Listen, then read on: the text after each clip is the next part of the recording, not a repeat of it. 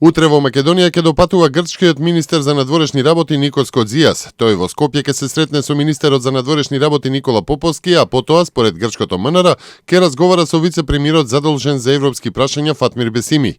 На агендата е и прием кај премиерот Никола Груевски и кај председателот Ѓорги Иванов, со кого ќе има и работен ручек. Мерките за градење доверба, засилување на економската соработка, како и билатералните прашања, вклучувајќи го и прашањето за името, ќе бидат на агендата на разговорите на Кодзијас. Македонија е прва станица на балканската мини турнеја на грчкиот шеф на дипломатијата со цел, како што тврди официјална Атина, за црстување на врските и соработката на Грција со балканските држави и одржување на регионалната стабилност. Советот на Европската Унија денеска се очекува да ги усвои заклучоците за Македонија. Министрите за надворешни работи на земјите членки на Европската Унија вчера по 1,5 час дискусија за политичката криза во Македонија решија да го остават за денеска официјалното усвојување на заклучоците за нашата земја.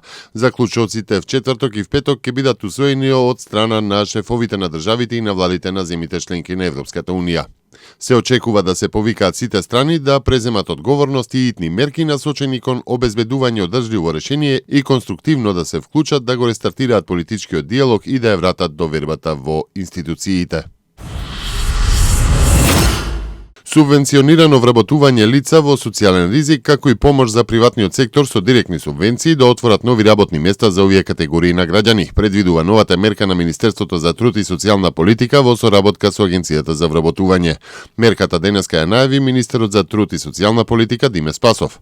Со оваа мерка субвенционирано вработување на лица во социјален ризик ќе ги опфатиме примателите на социјалната парична помош, жртвите на семејното насилство, лицата кои што до 18 години имале статус на деца без родители и родителска грижа. Со мерката се опфатени и лицата кои што имаат ниски приходи, односно корисниците кои што во минатото користеле условен паричен надоместок за редовно школување, што доаѓаат од семејствата кои што во минатото биле приматели на социјална парична помош, лицата со ниски приходи по член на семејство под 50% од просечната плата во Република Македонија, како и млади лица до 29 години чии што семејства исто така имаат ниски приходи, истакна министерот Спасов.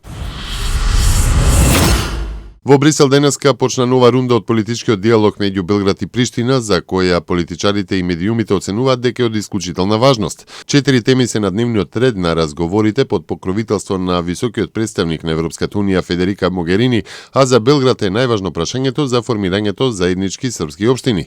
Покрај тоа, премиерот на Србија Александар Вучич и косовскиот премиер Иса Мустафа ќе разговараат и за енергетиката, телекомуникациите и паркот на мирот на мостот во Косовска Митровица.